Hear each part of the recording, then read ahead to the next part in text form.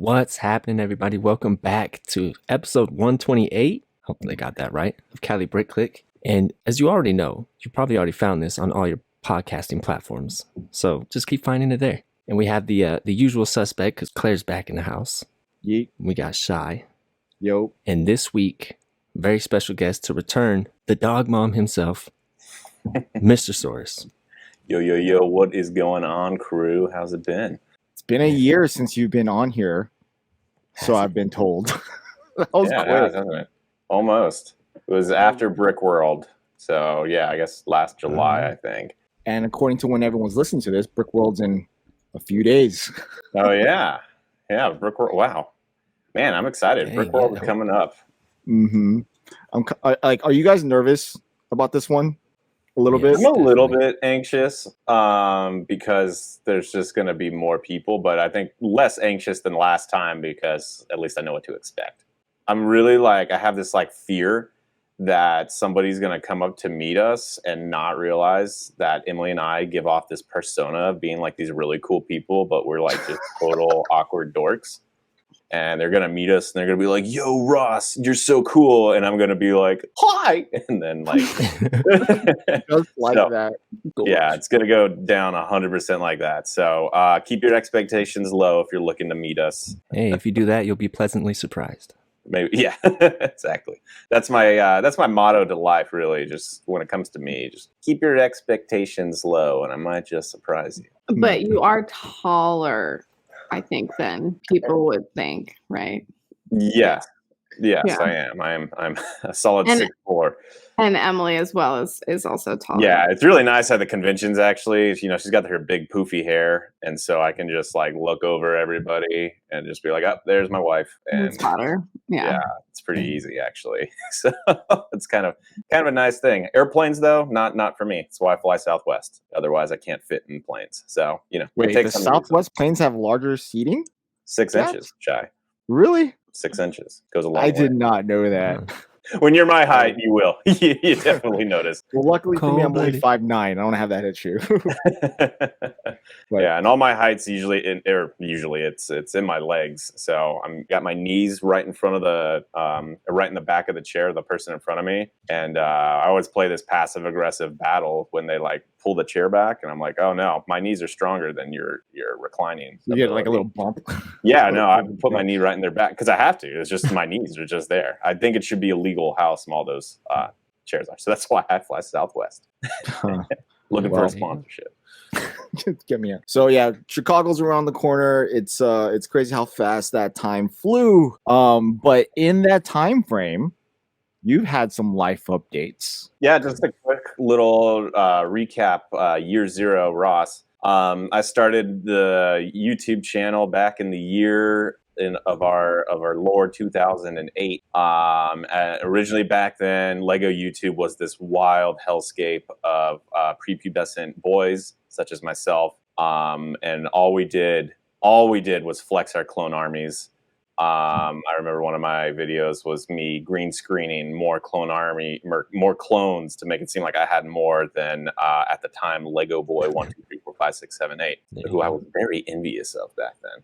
But made a lot of stop motions and stuff, and so I kind of continued doing that from about 2008 through pretty much up to college. I kind of tried to stick with it during my breaks in college, but it was kind of hard to. And then started getting interested in other things like girls, and I always kept up with Lego, but didn't really necessarily buy too many sets. I remember in college the only sets I really wanted were the Marvel sets because I was really into the Avengers. So in 2012, I've pretty much had every Marvel, at least a couple sets from every wave of Marvel since it came out.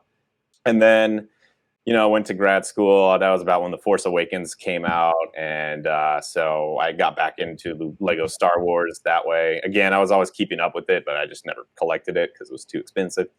Got a lot of Lego Star Wars stuff and eventually met Emily and started kind of tricking her to get into Lego. And that was I think, my first interview with you guys where I tricked her into Lego. And I was like, hey, you like Scooby-Doo? You're from Orlando. You like Disney World. What if I told you there's a Disney castle? And so that's how I got Emily into it. And then it was something we would kind of do. I was able to convince her to let me buy the Parisian restaurant. Was, I think, our first like big build we built together, which in hindsight, I didn't really think about it, but like we were like engaged, and that was the one with the engagement in it. I didn't even put two and two together in that one. It's kind of funny. But yeah, cute engagement story there. And then COVID came, ran rampant, and put a halt on everything. And unfortunately, Emily had lost her job.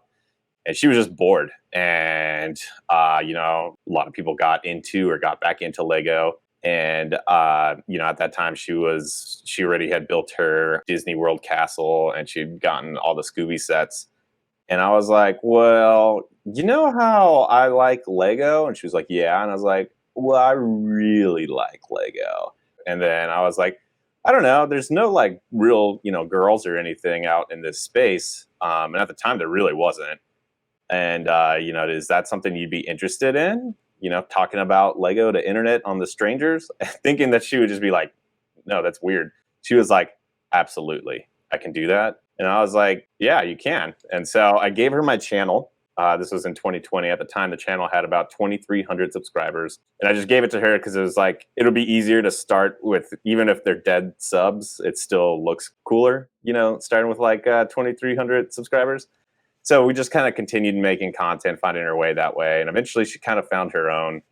She started doing mostly like shopping vlogs, and it kind of worked because we have a Lego store near us and a Bricks and Minifigs near us. Eventually, she took it really seriously, and she had another job. She left that job to be a full-time Lego YouTuber. And you can imagine how her parents felt about that. But I'm actually curious about that. It's funny. I think my favorite comment, and it's just a generational thing. They were just like, I don't know, YouTube sounds like a pyramid scheme. And I was like, that's no. And so I could understand how you would be hesitant towards it for sure, but I think that's just the wrong thing. So yeah, Lego YouTube's a pyramid scheme. That's the title of this video probably. And eventually it started taking over. We moved to a house finally. We'd been saving up for a long time. And she got one of the rooms to be her office. Then eventually we made one of the other bedrooms our Lego City because we wanted a big Lego City. Eventually that bedroom changed to the master bedroom. So now our master bedroom is the Lego City. Now we just sleep in one of the normal bedrooms. Then this room was the guest room, but now it has become my office. But for a while, I just like kind of worked out in the open when I worked from home. So that's kind of where everything started going. Then eventually Emily, she got really good at it. I think she's really good. It's funny. She's really like humble. She won't like say it, but I always like pump her up. So she kept growing and growing. And meanwhile, I've been working in my field, which is totally not a creative thing at all, just totally different. And so it's very stressful being a consultant. I didn't really realize how stressful being a consultant really was, but pretty much your client calls and says jump, and you have to ask how high. And that's pretty much the whole thing. And it doesn't take long to get to know me to realize that I don't do well in that kind of situation. I don't really, I don't like having a client I have to answer to like that. And meanwhile, so it started to become this problem where like, Emily would be like, oh, I'm going to Paris for Lego influencer event. And I'll be like, oh, well, I got to run these simulations to figure out when something might potentially happen, But I'm going to stay up till 1 a.m. trying to do these calculations and break supercomputers all day. And so more and more, it felt weird. Not weird, but it was like kind of sad of just me like working all day and night. And Emily's just over there like, I'm going to go live stream my Lego sets. And I was just like, that's cool. She's like living your life that you wish. Yeah, exactly. I was like, wow. And so like we had a running joke for a long time. And I was like, wow, I work hard so she can live my dreams. Because that's pretty much what happened. And it's not the highest paying job either. And so it took a lot for her to get to this to a point. So, it all started to come to a head. I've had some really stressful clients and really stressful projects I've been working on. And, you hear people say this all the time. And I believed it. I just didn't really focus on it much, but stress can really, really weigh on your physical health. Yep. And I just couldn't believe how bad it was really getting. I look back at it and I was like, wow, I can't believe I let it get that bad. I've been in this field for about 10 years, dedicated pretty much my entire adult life to this field. And at a certain point, I was like, man, I think it's killing me. Like, I think it's actually killing me. So, Emily and I had a sit down talk about it, and it was just like, money will be a little bit tough, but I think if we can, work together as a team, I think we can make this work where we can both go full time as content creators. For the most part, it would be me as a support role until I can kind of get my channels up and running. So there was that, there was a lot of other elements in it too. There was the biggest thing was, so this was about in February of this year. And that's when YouTube decided they were going to start paying actual money for short form. And that kind of is what changed the game completely. So I've heard it mentioned before on this podcast several times, is Emily's weird rise to short form queen. I call her that all the time. And It was a very noticed thing throughout the entire creator YouTube world. Yeah, it was bonkers. We were freaking out for sure. And I think Emily's even been on since then. But yeah, if you aren't aware of it, essentially what happened was YouTube announced that on February 1st, they were going to actually start putting money into short form content. Well, Emily had already been doing pretty successful on TikTok. And since it's just, it's all short form, you just take it and then put it on Reels and you put it on YouTube. For some reason, a lot of these short form things that don't always work on all three platforms, you're lucky if they work on two. Emily, man, to her credit, she understood the assignment. And when it comes to short form, she's really good at it, which is also, we'll get into that too. That's also kind of a struggle we have but Emily's just amazing at short form. And she came to me with this idea of like, I like on TikTok how you can make you can reply to a comment as a reel. So like you interact with your audience and you can say like, oh, respond. So she made one TikTok that was like, oh, do you have an American flag in your Lego city or something? And eventually she responded as like, do I have an American flag? And then she'll go like, oh yeah, over here, this modular set came with an American flag. Here it is. And then the infamous dog poop one was, do you have dog poop in your Lego city? And that one, I don't even remember how many millions of views on shorts it has and on TikTok, but it got the attention of Kelly Clarkson. And so she actually got to go on Kelly Clarkson, and everybody who watched Kelly Clarkson that day got to see Emily point out the dog poop piece in her Lego city. And my favorite part is she didn't even use the right piece. She used the muffin piece or the cupcake topper instead. She didn't even use, there's a dog poop piece and she used I was like, classic Emily, man. She knows, she's just doing her thing. She's just vibing. So I'm really proud of her for that. So YouTube popping, right? Short form comes out, YouTube Shorts. And I don't know, about 7 days, a week before February 1st, Emily's like, okay, my TikToks are doing pretty good. My Reels are doing good. That was back when Reels paid, RIP, Instagram Reels. So she's like, I'm going to start posting my shorts to YouTube strategically. We kind of learned that the algorithm doesn't really pick things up for a few days. And so she just put it out there like that. And at the time we were actually visiting some of our friends, you might know them, in Florida. And we were going to Disney and we were talking about content. And, we were talking about the short form stuff. And we were kind of at this loss where it was like, the shorts just started picking up. Like we got home from our trip. And I remember when we were at Claire's house, it was 55,000 subscribers we had just hit. And then we went home, and then within about 5 days, we hit 100,000. And then in about 2 days, we hit 200,000. And then about another week, we hit 300,000. And then maybe like 2 weeks after that, 400,000 subscribers. Like, that's nuts. It got like, there was articles written, they were like, it was interesting. Emily's agent was like, sent her a thing, was like, you're the 12th the highest growing subscriber or YouTube channel in the country. So she was like number 12 of all YouTube. And again, now that goes back into what's the difference between shorts and long form, and that's where the crux is on all of this. And we saw some growth come over into long form, but unfortunately, it wasn't like the same thing. But it was interesting. We had seen other people, even in the Lego YouTube space, post some really successful shorts, also in the multi-millions, but that just didn't garnish the same subscriber count.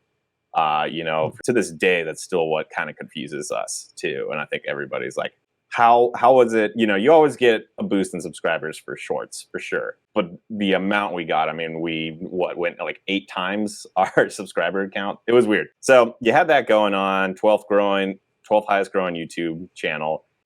Shorts was paying that month. We had probably a little more than tripled our revenue just from YouTube AdSense because of shorts. And so, yeah, it went from shorts paying like $1 per short to some real money, which was I was like, whoa, that's kind of nice.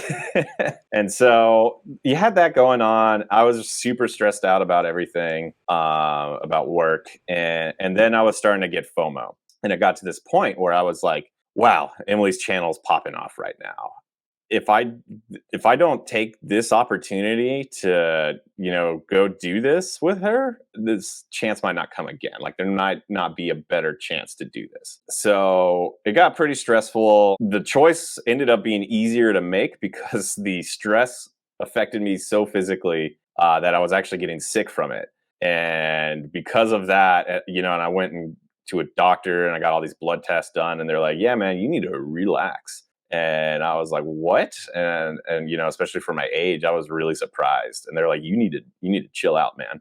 And so that kind of almost helped justify everything in my head because, I mean, the field that I was in is very STEM heavy, a lot of engineers who would be like, they kind of scoff at creatives and stuff like that. So it was very like, and I was guilty of that too, I'll admit, when I was in that field as myself.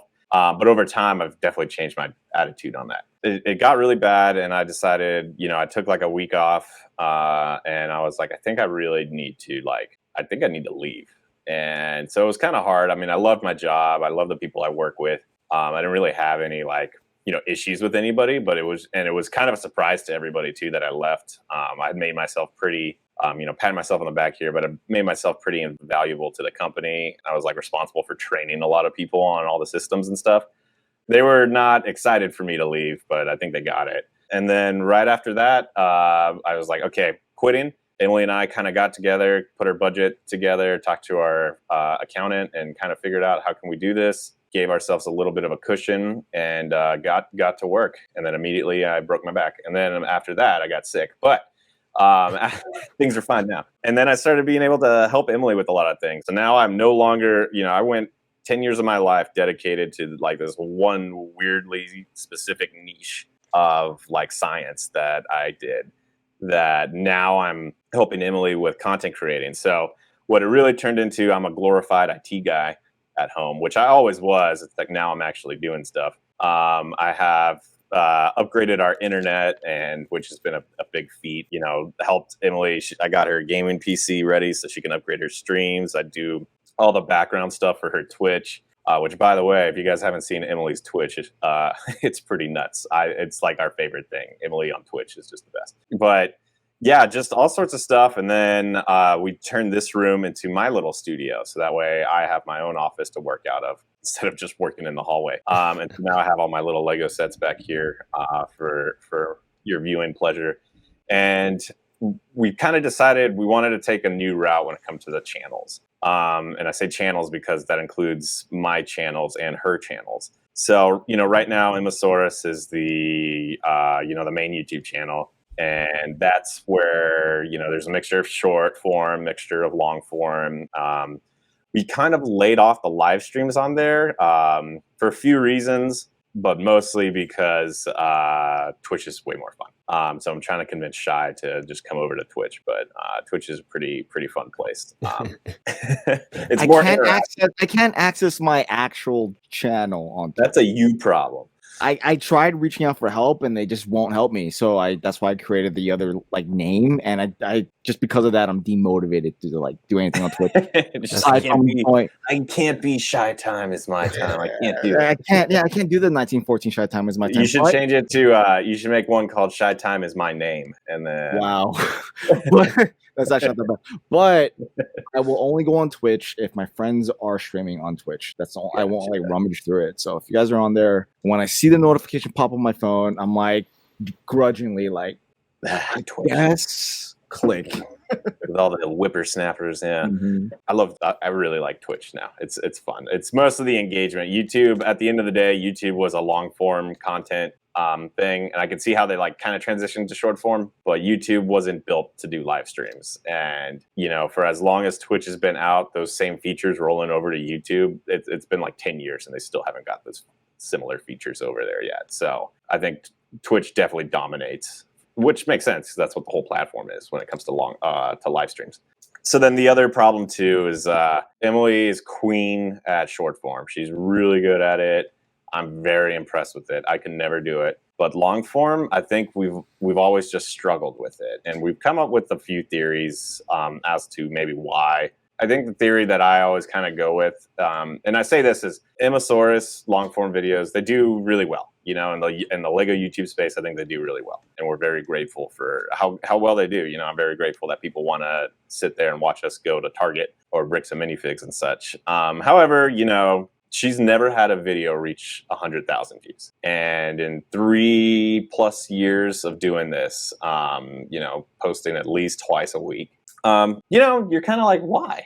How come short form we can get in the multi-millions, but long form we can't? And then obviously, she doesn't do like super produced videos, that's that whole other genre of Lego YouTube. But, in terms of just normal Lego YouTube, it's always been interesting. And I notice it's not just her. I think, there's obviously a lot of people kind of in that same boat. I also feel like a lot of the Lego YouTubers, at least the ones that have been around for, 3 or so-ish years, they've all kind of stopped growing as much. They're all still doing well, and they're all still like within, their views are doing the same. They just don't grow more. And so it kind of feels like a weird stagnation point. And we were kind of feeling that ourselves too. It felt like, usually we get about 20,000 views on a video to 30, 35,000 views. But it's always about that, 15 to 30-ish. For vlog content that's usually in the Lego store shopping and stuff like that. It's still really good. But it always just seemed like, man, how come we can't ever, past that? Other people have, so it's just the audience is there. It's just interesting. So that's been a topic that we've always been talking about. One of my theories is, I don't know, it's an interesting one, but sometimes I feel like people watch other YouTubers who they can relate to more. And I think at the end of the day, Emily is a newer fan of Lego, and she's also spoiler alert, she's a woman. I wonder sometimes if that's like comes to play at all, and it's like not like people being sexist or anything. It's just at the end of the day, it's like, oh, you don't relate to her as much because she represents almost a double minority, right, of newer fans and women. So sometimes I wonder if there's like some underlying bias to it or not. At the end of the day, things are still going pretty well. but she also came in at a time when there was a lot of new fans. So right. The relation to it, I think you got a lot of that heat from like people who were like been around for a minute and were just hating the sake of hate. Like if we were to revert back to the Kelly Clarkson thing, like I remember like going through the comments and you can see some of like that kind of BS, and I'm like, you're not seeing the point why she's on the show. Like you're just you're categorizing her as the overall representation of the Lego community with whatever you find yourself at. And not to say that the people who are also in the Lego community don't deserve praise in what they are. Kelly wasn't looking for that, and her team wasn't looking for that. They found that in Emily. She represents what Kelly Clarkson and her team was looking for, and that was that. There is an audience for what Emily has. Like you just said it. You just mentioned it. Women and people who are new fans, and to kind of like. And at this point, Emily's not a new fan of Lego anymore. She's been doing this. Yeah. So we can't really say that she's a new fan anymore.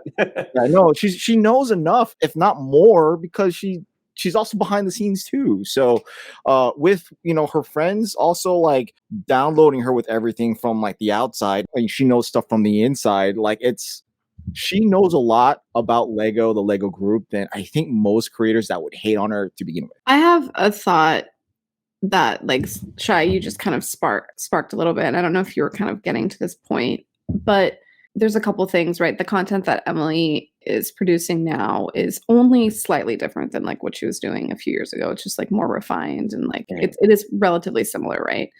And it's a lot of like a little bit of lifestyle and then a little bit of Lego, right? And it's not really like diving into either one of those things. And the reason I think that like the short form content is so successful is because it is so light on the Lego, and it is more on the like emotional reaction of specific things or like the excitement of a new set. So it's relatable to the mass audience versus the Lego community. That's what those millions of views are. And even something like, do I have dog poop in my Lego city, is something that like a non-Lego consumer and avid collector could enjoy. But the long form content is not. The long form content is still content created just for the Lego community that's essentially capped out at that niche, right? So any new subscribers that are coming in, or new people that are coming into the hobby, not necessarily new people that are in the hobby and that are finding her. The success is from making something more wildly like appealing. It's not necessarily like better content or more produced content or whatever, but it's like applying that like inherently basic concept of mass appeal in whatever delivery system that is. Yeah, and it's easier on those short form because you don't have to rely on someone clicking on it. It just gets thrown in your face. And there's no marketing you need to put into any of your short form stuff too, right? And then definitely the mass appeal thing. And it's hard, I think, in long form to make a mass appeal thing that isn't hyper produced. It doesn't have to be hyper produced. I think it's the topic of what you're talking about. So with Cheesy last week, a lot of his successful videos have to do with Minecraft. The way he edits his videos aren't like the TD Bricks is. It's not like I can't like it's not in your face. It's consumable for people like me that don't like that type of content, and like, but it has hundreds of thousands of views because it's not Lego centered based. It's but the problem with Cheesy is that, I mean, not that there's a problem with Cheesy, but like you could say that those videos have success because of Minecraft, which is like, that's what I was getting at, is that right, but else to pull. But I think that what we're thinking of right now, okay, so the people who've had hundreds of thousands of views or millions of views on these videos, right, is like, it's either Minecraft, it's either like Star Wars, it's those super highly produced. I'm just going to call them top 10s because they're like kind of a form of top 10 videos. Chris Lego. And the thing is like those didn't really exist, like a couple years ago, right? Those guys were like doing like mock videos for a really long time that were doing well. Like TD was doing a lot of mock storytelling. They're great. I still like them. Stop motion. Yeah. I liked them as well, like for a really long time. Like I was always like, oh, I love how he's not just like mock building, but also like adding story behind it. I just think it doesn't exist yet. You know what I mean? I wouldn't say it's like hard. I mean, it is hard because it's like you're kind of like setting the pace and setting the trend. But I think I would do exactly like what you did before and what those people are doing. It's like you take something that's successful outside of the Lego community, outside of the Lego space, like on other social media, like, niches, and then bring that in, whatever that may be, whatever that's like, whatever that works for you, right? Those people went and brought in those like top 10 highly produced, like all those mega YouTubers end up doing. It's not like TD Bricks didn't invent it. He just applied it really effectively. And Cheesy Studio didn't invent his style. He's just applying it effectively on a topic that gets clicks, and is doing a good job about it. And I think there's something that exists with the skill set and the interests for Emily. Do you know what I mean? And same for you. I just don't know if someone's done it. I wouldn't be like, oh, it's harder in long form. I think it's just not done yet in the Lego space. So there's nothing to emulate. It has to be created. Do you know what I mean? It's a lot to think about, a lot to chew. Yeah. I don't know. I'm just like, I'm kind of like, we have a lot of conversations about like content creation, like outside of, this podcast and within this podcast and whatever. And it's hard because you're always like, what is it that, who's the target audience, right? And I feel like the target audience with MrSaurus was new fans. And like Emily figured that out pretty quickly. She's like, I'm a new fan. I'm going to embrace it. I'm a new fan. I'm not going to, try to pretend that I'm not at the beginning, and then it's, like a woman messing around with Lego and like, but how that there's a cap on that, right? Unfortunately. Right. So how do you like transition out of that? How do you transition to that next thing? Like what is interesting about Emily? Like what can she share? I'll let her answer that in the next one. Exactly. So I was going to ask, I get in trouble. No. What is like interesting to you, Ross? Like, what are you doing next? And what are you bringing to like the MrSaurus space? right now. Yeah, Other than so IT guy. MrSaurus versus MrSaurus, which I don't know how I got stuck with that name. I hate it. I don't hate it. I just think it's kind of lame, actually. But I guess here we are. I think somebody on a live stream referred to me as MrSaurus once, and then Emily was like, I "Yeah, mean, it's always a term like for any YouTuber. You like, for example, Greg Brickatech, Mrs. Brickatech, or Yeah. it's always a spouse thing. There's something inherently demeaning about it, I think, which is why you're like, oh, it's lame. But I would like do an attitude readjustment and be like, you should be so lucky that your wife's YouTube channel has done so well that you can literally quit your job and have a monetized channel within weeks. And that would not have happened if it wasn't for her. And it's That's like, fair. you are lucky. I like to call myself MrSaurus's Mister. Yeah, exactly. But you know what I mean? It's like you should kiss the ground that you're MrSaurus, not Also like on brand. No, I just think Not that deviating the from Mister brand. part isn't the problem. It's the Saurus. I think just sounds lame. Makes me sound like a Barney character is the problem. Oh, I see. Yeah. So we'll take that back. It has nothing to do with me being Emily's husband. Whatever. It's not the submissive. That's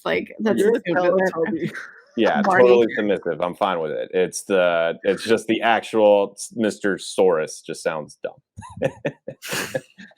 Anyways, but it's almost like the character that you are, like in the Bricks and Minifigs videos, like the goofy side of you is, that's a character name. And yeah, and that's so that goes into me, like my new channel, MrSaurus. So as Claire mentioned, I started a new channel. Or it's the same channel I've had for 3 years, but I finally started posting on it. And, I started off with some reviews. It was just me kind of relearning how to work with editing software, cameras, lighting, and all that stuff. That's been a trip. It started off, the first video I did, I think, was a review of the Superstar Destroyer that Lego had sent us. And then I also started doing some vlog content. And it was just like kind of funny because I was like, I'm just going to like do a behind the scenes vlog of MrSaurus and like what's going on in our house, and me renovating the room and showing my Lego collection and stuff like that. And I was very fortunate. I think I'm about at 4,500 subscribers for starting. I think I started in the beginning of May, maybe mid-April. And just got monetized earlier this week, which feels pretty great. And I'm like, wow, all right. It took Emily 9 months. So again, like Claire says, I feel pretty grateful. A lot of those people who follow us came over to me. So yeah, I am really appreciative of that. And a lot of it, I think what really helps is those Bricks and Minifigs vlogs. So if you don't know, we do a lot of vlogs at our local Bricks and Minifigs. We're really tight with those guys. And we go in and we just go over all the old sets essentially. And it's like funny because I don't know why I have all this useless knowledge of all these old Lego sets, usually pretty much because I had been into Lego since, I don't know, I was like 4. So I just look at all these Lego sets. I'm like, oh yeah, I remember that. They discontinued that color and stuff like that. And it's kind of funny because it became almost just the Ross show where we put Emily on the thumbnail, but then it's just Ross talking about all the Lego sets. Because I just happen to know a lot about them. I don't even think it's that. I think you have, at least for over like the majority of the channel's life, so almost like the 3 years that it's been around, you've been an integral part of the face of MrSaurus. You've been more than half of it. Do you know what I mean? In the sense, like Emily's the one, like putting in like the time and the editing and the filming and all that stuff. Obviously, it wasn't like you were a supporting role. At least it didn't feel like it from like the viewer's perspective. And I think that's why the MrSaurus channel really was able to pop off in such a quick way. I think because it is, I hope you don't take this the wrong way, but it is an MrSaurus channel. Do you know what I mean? No, it absolutely is. It's I think it's even in my description. This is part of the MrSaurus channel. It's just and Emily's in those videos as well. She's in your videos. And it's just whoever's picked up the camera, and it's like if Emily picked up the camera, it's on Emily's channel, and if you picked it up, it's on your channel, Yeah, and it's our own style, right? Mine is just me making dumb jokes, looking at my own Lego sets now, making fun of my clone troopers and stuff like that. And so I'm having a blast with it. It's nice. I feel like I have for years I've always wanted to get back into YouTube, since 2008, and it was always my goal to get back into it. And so now it feels nice being able to do that. I don't know. I'm really, really stoked about it. And then, so that's one of my channels. The other channel I've been working on, this was my rebrand. I was actually, I had a whole meeting with my family about trying to come up with a cool name for this, because I didn't want to be MrSaurus anymore. But then I decided I'm going to split channels early, because I see that problem with a lot of YouTubers, especially the Lego YouTubers, where they like kind of get pinned down into one thing, and they're like, man, I wish I had another channel where I can focus more. Because even in Lego YouTube, there's still so much different types of content, and most people just want to see whatever they subscribed for, which is, I think another problem that we have on MrSaurus is we have almost too much type of content, right? We have Lego City updates, we have vlog content, which those two I think can kind of coexist. But then, when you throw land reviews into the mix, that's where we really, really struggled. So that's where we kind of moved into doing live streams or short form content about land sets. And then when it came to Star Wars and in this case Ninjago, I started making those reviews and posting them on my channel, again as a subsidiary of MrSaurus. And and I've noticed that they do much better on my channel than they did when it was literally me making the review. Like, I was in the thumbnail, I did the review, and on Emily's channel didn't do as well as when it's just on my channel, which is only a month old, which was a very kind of an interesting thing. I mean, to be fair, they are, sets sent early, but so were those on Emily's channel. So it's kind of interesting how it's worked out that way. So that's kind of the meat of it with MrSaurus. I also, Claire was talking about, I like that top 10 content. The FOMO I have of that is unreal, because, when I started the channel in 2008, it was stop motion, which was telling story through Lego, right? You build mocks and you tell story, but man, is it hard to do and time consuming. And back then I had no life at all, no friends, so I could do it. But unfortunately now I have a life and friends. So I can't dedicate my life to locking the door and just moving minifigure legs one piece at a time anymore. Nor do I really have that interest anymore either. But I see these videos where it's the mock building and the storytelling, and these cool camera edits and stuff. And sometimes they get way too hyper edited, but I like it. But sometimes they're not. There's now a wide variety of that kind of storytelling and mock building now. Which to me, I think it seems like that is the pinnacle of what Lego YouTube is, from a certain point of view, right? It's, wow, creativity meets YouTuber, in this thing. And now it's really, I like it a lot. And I just want to see it be a little bit more about the YouTuber than just about the content. I think it would be the perfect combination of everything. And so I started a second channel that I'm still working on videos for, I'm writing scripts for, which is called Anti-Studs, or Anti-Stud rather. And I thought it was clever because I'm like, oh, so, an anti-stud is a name in Lego, but also it's kind of sexy. So I think that would be a fun one to have. So Anti-Stud is this channel that I have. I haven't posted any videos on it yet because I'm still really, really struggling with the idea of making these more produced videos. I had this huge elaborate script that I started making, and it was going to be a 10-minute long video and all this stuff. And then I started there and I got freaked out, and I was like, I think I need to start smaller. And then the other thing, you brought up Cheesy, man, my boy Cheesy. I like that guy. Weird story about him is I never played Minecraft before. And I came across one of his old videos was about my all-time favorite original theme, Rock Raiders. And he did a deep dive history of Rock Raiders. And I'm over here, I'm like, all hail Rock Raiders, best Lego theme ever. Sorry, Power Miners, but I also like Rock Raiders. Both of them. I love them both. They mean so much to me. And he did this whole thing about Power Miners. And so I was like, oh, wait a minute. That's the Lego Master guy. I remember him. And then I started seeing all of his Minecraft content. Again, I'd never played Minecraft before, and I started watching his stuff. I was like, this is way cooler than the Lego sets. My favorite mocks to build is landscapes and nature. And seeing it in Lego from Minecraft, it's once removed. I was like, wow, this is cool. And it's a lot harder than you would think to build like scale, block accurate Minecraft things. And so I was watching him and I was learning a lot of techniques, like half plates and half plate bracket pieces and how that all works. I was like, wow. So then I bought a Minecraft set, and then I started playing Minecraft after that. So I did it backwards, and that's not the first time that's happened. That's also how I've gotten to Overwatch. Is I got the sets first, and then I started playing the game. So I don't know. Someone at Lego Marketing can take credit for that one, but that's when I also discovered Minecraft YouTube, or YouTube Minecrafters, or whatever they're called, Minecraft YouTubers. Holy cow! It works. There's a ton of viewers in that realm that dwarfs anyone in Lego can do, except for maybe TD. And even then, they've done Lego Minecraft stuff that dominates. So it's really interesting. We got to meet Ryan Trahan. One of his few best videos are Minecraft based. So that's when I kind of learned. I was like, whoa, there's something here. Minecraft, go figure, is really popular, even though it's the most popular game almost every year somehow for like 12 years. And so I got really into it, and then I started getting a bunch of the sets, and then I started getting things, and now I've been building my own mocks.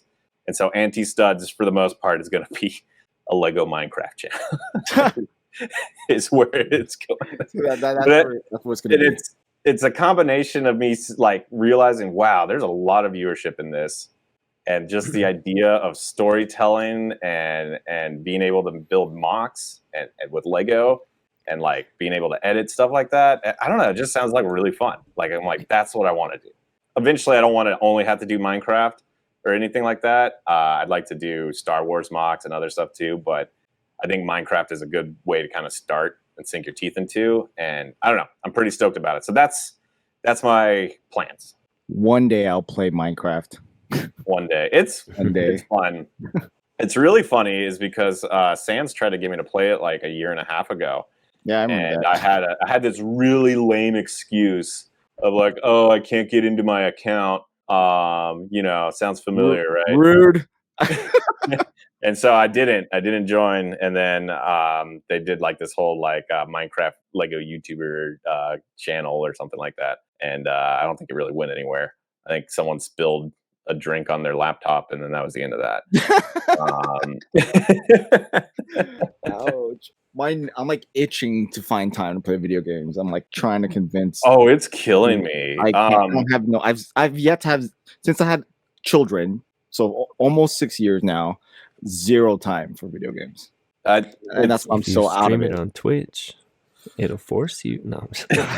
Yeah, I don't think I tried that. I don't know. Can't censor myself too well. But close. Like he's into it now. He wants to play Minecraft because of his friends. He wants he loves Super Mario. So I'm like, you're right around the corner. Is it time? Couch co-op. Nice. Yeah, it's interesting. So Breath of the Wild was like my favorite game, and I sunk like 400 hours in that game. And now I made it a goal. I was like, I'm not going to let myself get Tears of the Kingdom until I get monetized. And I was like, that was my hard limit. Are you talking about monetizing the other one, or are you talking about on MrSaurus? Okay. So I did buy it. I played it for the first time yesterday. I got about 45 minutes in. It's great. And then I was like, my eyes hurt and my back hurts from leaning over. And I was like, and I got so much I need to do. And I haven't played it since. And now, so I'm just like, what is happening? But I noticed the most productive I've ever been since, starting this new role is when I had to bring my PC in to get swap out a part. And I didn't have my PC for the weekend. And so I couldn't game. And I did a lot. I got a lot done that weekend. And I was like, wow, man, video games are poison. And it sucks because I am a gamer. And I just am, and unapologetic about it. But video games really just suck the life force out of you. The time goes. Disappears. Yeah. Before you look outside and it's dark. Yeah, exactly. Time suck. But I think the bigger issue is like for me, it's the physical damage. Like I'll play for like an hour and my neck and my hands and like everything. You gotta get a gaming chair. But I'm like thinking to myself, like, ugh, that hour I should have like gone for a walk. That would have. Oh been, yeah, She for went to the sure. gym. yeah. Yeah. I mean, Take yeah. your Switch to the gym. If you're guess I not could doing do that. anything at the gym. It's I got to take my butt to the gym first, but we'll see how that. That's fair. Hey, you did pretty well in yoga. Oh, I love yoga. Yeah, I took a course in it in college. I got an A. Yeah, it's been kind of a trip. Ultimately, now you're living your dream. Yes, so far. Well, we got to make disposable income first. So, getting there. We're getting close to the dream. Well, it's cool. Yeah, you get know, to like at this point now, you get to go to the trips. You get to put yourself. For your audience, like for at least Emily, like I think with you having a separate channel, her sometimes in it, it just adds to like your audience availability to have more videos like come out as opposed to like the 1 or 2 videos a week from Emily. Now there's 3 videos a week. I think it's a benefit. It's great. You like separating reviews from that channel, and it's great that it's also doing well for you. But what I'm really excited for at least you is that you get to go with Emily to all these places. There's no more like she's at here in this country or in this state and you're stuck.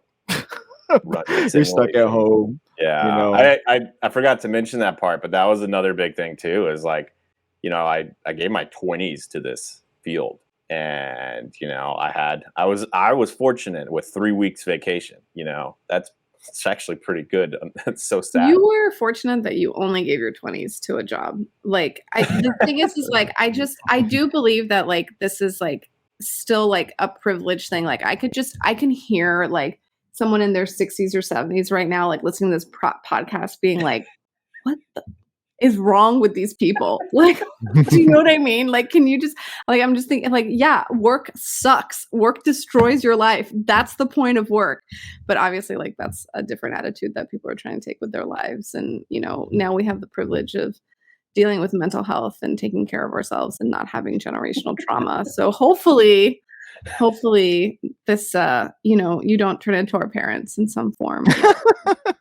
because you highlighted the problem early though. But do you know what I mean though? It's like because I still have that thing in the back of my head being like, yeah, work sucks. Do you know? And you're like, I gave it my 20s, and it's like it's almost like you're like it's like those were the beautiful years of your life that you gave to a man that didn't want to like have kids with you or something like that. Like that's like the same tone or something. Like I've heard women like talk about stuff like that, but it's just your 20s, and in the whole grand scheme of your life, you just started working and you realized it didn't work out for you, and now you're working on something else. So this is like a good thing, and it's pretty early on. I think like if you think about the relative like lifespan that you're going to have, hopefully you're healthy and you live long into your 80s and 90s. That blip of your 20s is just such a small minority of the whole lifestyle life that you're gonna have. No, sorry. As Ninja would say, cold-blooded. Hey, the 30s are so far the best years of my life. Hey, 30's the new 20. Well, I lost my eyesight's going, and it seemed like the day I turned 30. Physically, yeah, I'm not the same. But as far as I guess that's more what it is. I think I'm more bummed about physically. I'm like, oh man, I had hair. I was cool.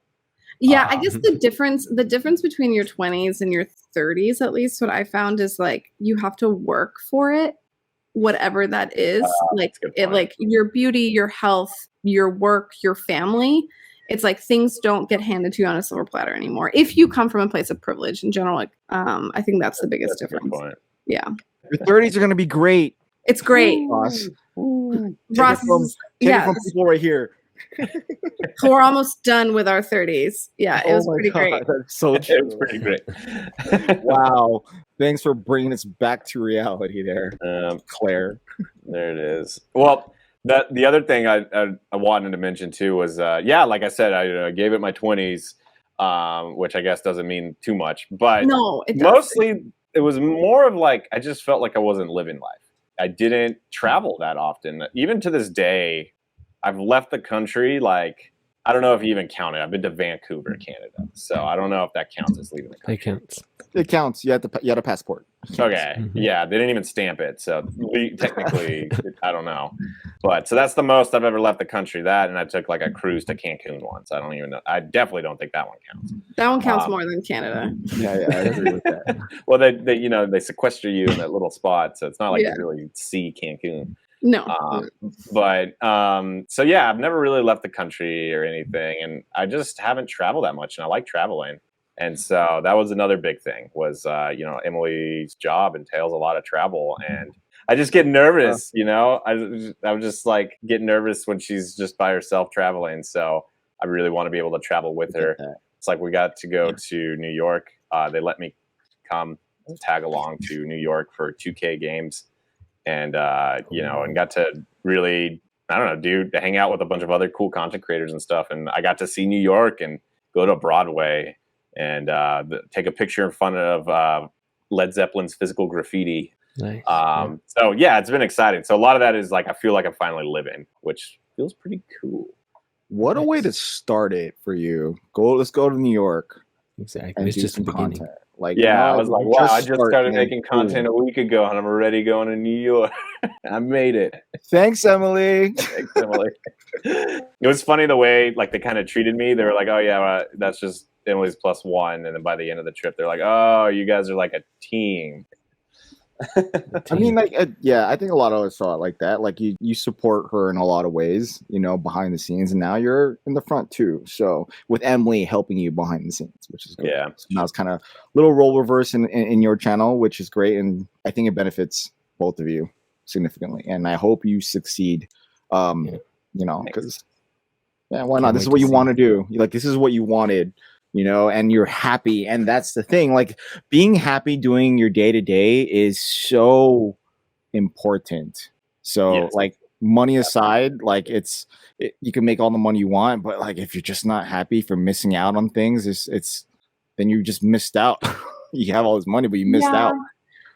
Yeah. I mean, look, yes and no. I do think that we put a lot of weight on like being happy, you know what I mean, on that whole thing. Like if you're not happy with your day to day, it's really hard. I do think that, but like it's so much easier now. Do you know what I mean? Like I think that I just think back on like my whole family were a bunch of immigrants, right? And like they didn't have the choice of like picking what they wanted to do, and they worked hard so that I could have this problem, right, of like picking what I want to do. Right. And it's like build Legos. Yeah, and it's just like it's kind of crazy that like that having that attitude of being like, I should be happy with my day to day is actually kind of hurtful more than helpful, because instead of like figuring out ways to like maneuver the realities of life, you almost become escapist with certain things. You know what I mean? And it's like, oh yeah, I get that. So yeah. I'll use myself as an example. I had plenty of opportunities to do what I actually wanted to do for the company that I work for currently that makes significantly more, and I get to travel and do all these things.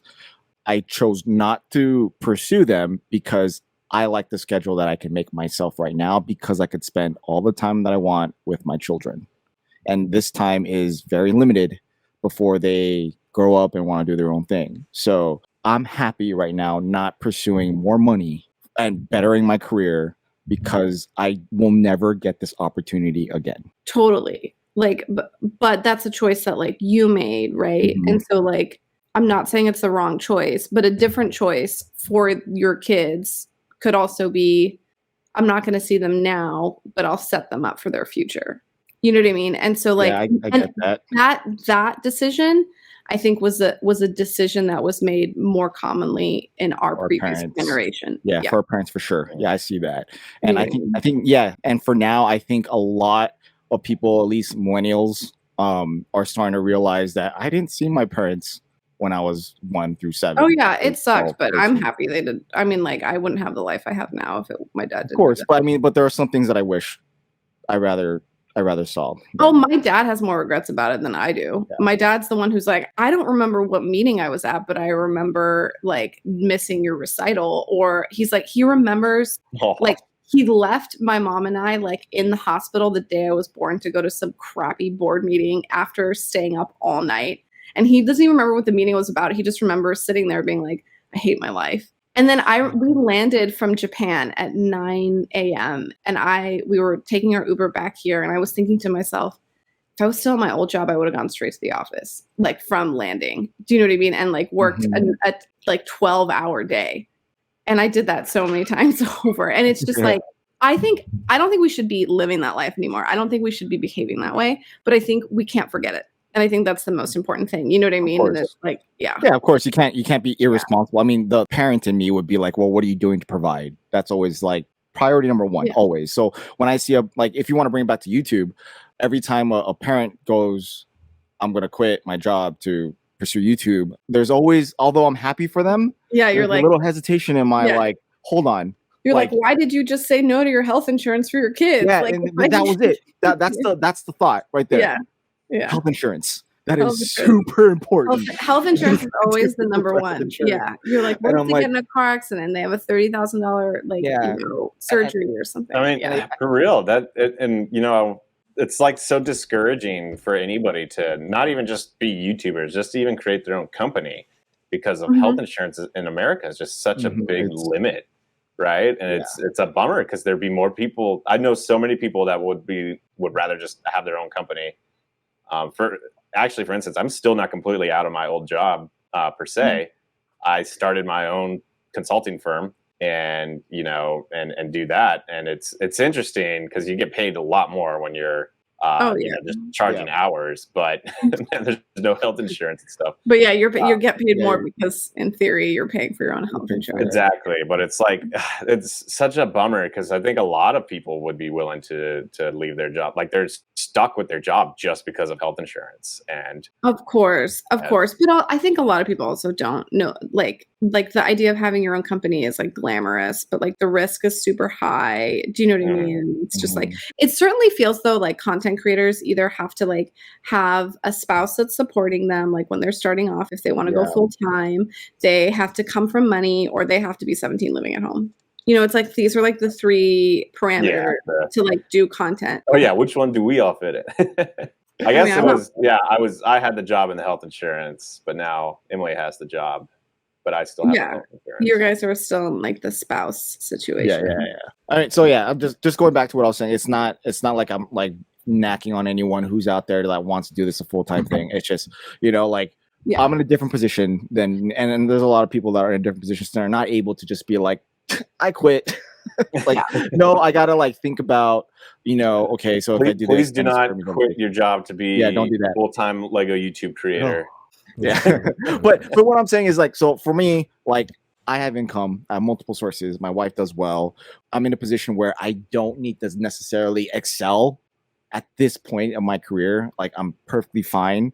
I can do that after the stages of where my children are at, or, have gone. And then I can pursue other things within the company that I'm at, or in, within the field that I'm in. So it allows me to do this more freely than any of my previous careers, because like I have time. I can make time. I'm allowed to like carve out like, hey, I'm gonna go on a convention for a week. So I'm gonna go. I can go on a trip with my boys and go ride north for some weird reason and sleep in my friend's backyard. So like that's why I personally am happy with the job that I have. Like, and I'm lucky. I'm extremely lucky with what I have. And I know it's not forever and it could disappear like this, but while I have it, I'm gonna take 100% time from it. So anyways. I don't think there's anyone else have anything else to add to that. Plug, Ross? Oh yeah. MrSaurus, Anti-Stud, MrSaurus, Claire's Time is My Time, all those people. Should we roll that music? I mean, with that being said, all good stuff. Stay rolling. I'm looking forward to seeing y'all at Brick World. See you in a couple days. Jeez. Oh, great. Good job, guys. You did it. I feel bad. I think I just talked that whole hour. It's fine. I prefer that.